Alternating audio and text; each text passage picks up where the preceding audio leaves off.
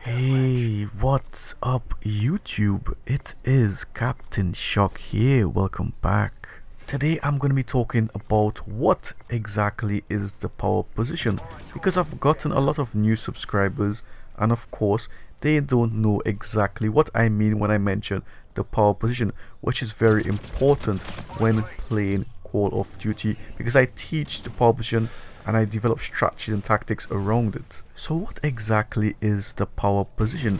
Well, the power position is a position on the map chosen by myself that will give you a strategical advantage over the competition.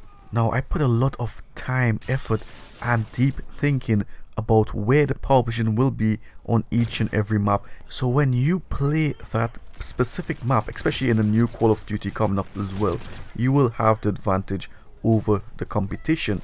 I'm doing the hard work for you. I'm a very high KD player, absolutely destroy lobbies. I'm teaching you guys how to do it. But most importantly, I play for the win, and the win is the number one for me, and that's what I'm trying to introduce to you guys as well. By controlling the power position longer than the enemy team, your chances of winning the game will be a lot greater than the enemy team. So what exactly do I mean by controlling the power position? Well, first of all, you never camp the power position. You don't camp it, you don't stay in it for too long as well, because it will come back for you, and it will come back with stuns and grenades. What I actually mean by controlling the power position is spending more time in the power position, you or your teammates, compared to the enemy team. So you have to ensure that the power position is cleared, and you don't want the enemy team to be holding that longer than your team. There can also be multiple power positions on one map, so I call it the main power position, which is the one you want to keep longer than enemy team, and also there are many power positions on the map. So one example I will show you coming up.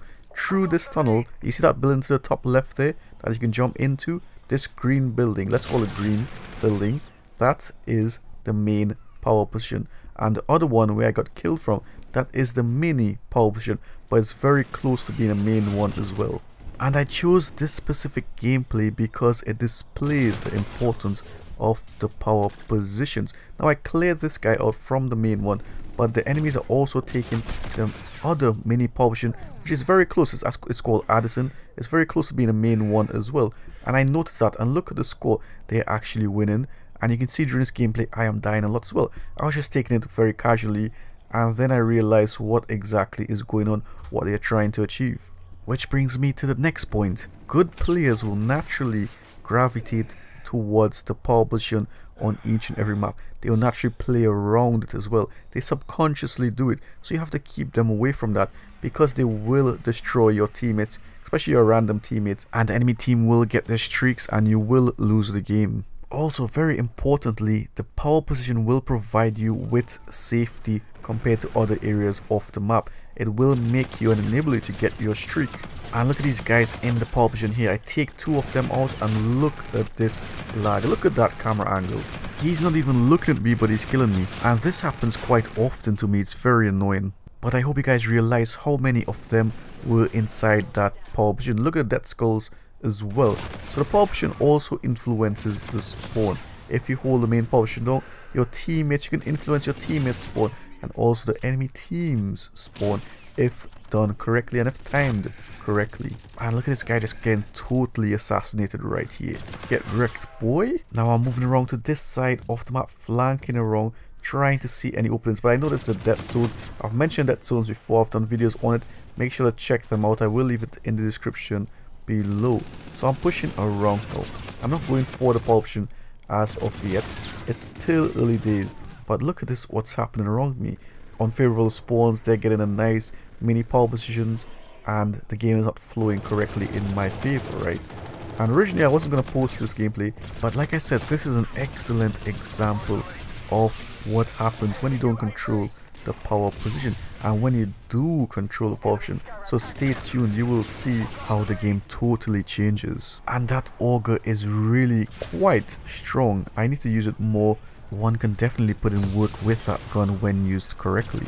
Now look at this scenario. I'm killing the enemy's team off the spawn. I have a nice pre-aim going, a nice distance, but look, he is in the power position and I get killed So you see the advantage it is given these guys. So that was the beginning of the end for them there. At that point I was like, alright, time to actually turn this up and clear these power positions out, clear these vermin out of my power position, and we shall see then what happens. So I tell my boy Dark Nasty, yo, let's do this, and all I hear in the background was, and I just had to slap these two orcs midway through the map before I entered the power position, and I just FTL straight in, and look at what happens here. They want to test me? Come on, boys. Get destroyed. Look at them. They're in my domain right now. Get out of the corner. I control this. Look at the dead bodies everywhere. And look at how the game just changes now. Watch this, because they will come back and try to get this power position. But my boy D-Nasty is holding the door with a shotgun, and I'm checking the other area. So we're just playing around with them at this point. They want to try this on us. Well, we will take stuff over and we will dominate with this now. So I'm pre-aiming this tunnel. Of course the rat pushes, he gets wrecked. I'm just checking again, checking all around me, looking at the minimap. I see my teammates pushing mid-map onto the right. That's why I'm not checking it too much. I'm just pre-aiming certain areas that I think they will come. And you can see how the power position provides you with areas of weaknesses to exploit the enemy team. So for example, choke points. That train tunnel there is a choke point, so when they flow through it, I just have to pre-aim it and I can just kill them very easily. He pushes through, he looks at me. Don't even look at me. Don't even look at me, boy. You're not going to get back into this power position. So you can see we're controlling this power position now longer than them, and you can see the game starting to change. The spawns are starting to settle. You're catching the enemy team now in unfavorable positions for them. You have in a better positioning. So of course it's just getting easy mode right now. Look at this. Easy, right? All you have to do is just follow what I teach, and you will see it working extremely well. Now it's time for more pest controlling and just cleaning up the area. And Infinity Ward, you need to start giving me a salary for this pest control service, or at least give me the yokai. Watch as how I pick up my warden in a short space of time just by controlling that power position and keeping it away from them. The thing is, they were keeping the power positions longer than my team were, so of course it was giving them the advantage. It was a very close game. My teammates were getting unfavorable spawns. Our positioning was getting bad and even worse as the game progresses, because they're controlling the map by playing around those power positions.